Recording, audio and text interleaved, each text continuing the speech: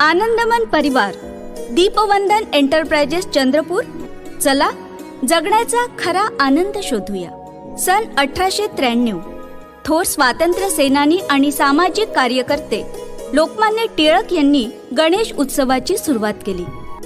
आज त्या गोष्टीला 100 वर्षांपेक्षाही जास्त काळ लोटला आहे. आणि आजचा गणेशोत्सव बघता लोकमान्य टिळकांनी सुरू केलेल्या उत्सवाची परंपरा कुठेतरी हरवत चालली आहे. याला कारण काय, समस्या कुणाची, यावर उपाय काय? गणेश उत्सव साजरा करण्याची ही नवीन पद्धत त्रासदायक ठरत आहे, तुमच्या आमच्यासाठी आणि निसर्गासाठी सुद्धा. मातीऐवजी पीओपीच्या गणपतीची स्थापना केल्या जात आहे. त्यांचे विसर्जन करून सुद्धा त्या मूर्त्या विरघळत नाही आणि त्यांची अवहेलना होते. मातीच्या गणपतीची स्थापना हा यावर एकमेव उपाय. तेव्हा जाणीवपूर्वक मातीच्या गणपतीची स्थापना करा. सोबत एक रोप ठेवा. विसर्जनासाठी आपल्या घरीच एका बादलीमध्ये किंवा टबमध्ये त्या मूर्तीचे आणि निर्माल्यांचे विसर्जन करा.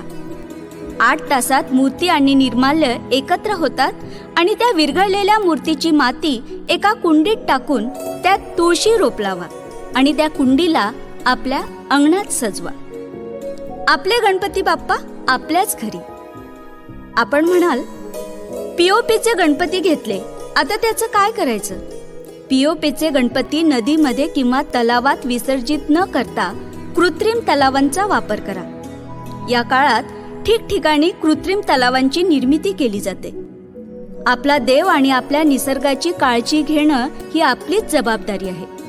चला तर मग या गणेशोत्सवात आपला निसर्ग हिरवागार करूया. कृपया आपल्या घरातील गणपती उत्सवाच्या या प्रक्रियेचा प्रत्येक फोटो आपलं नाव आणि पत्त्यासहित या व्हॉट्सॲप नंबरवर शेअर करा. व्हॉट्सॲप नंबरवर शेअर करण्यासाठी आमचा नंबर आहे 7066000235. व्हॉट्सॲप नंबर पुन्हा एकदा 7066000235. धन्यवाद.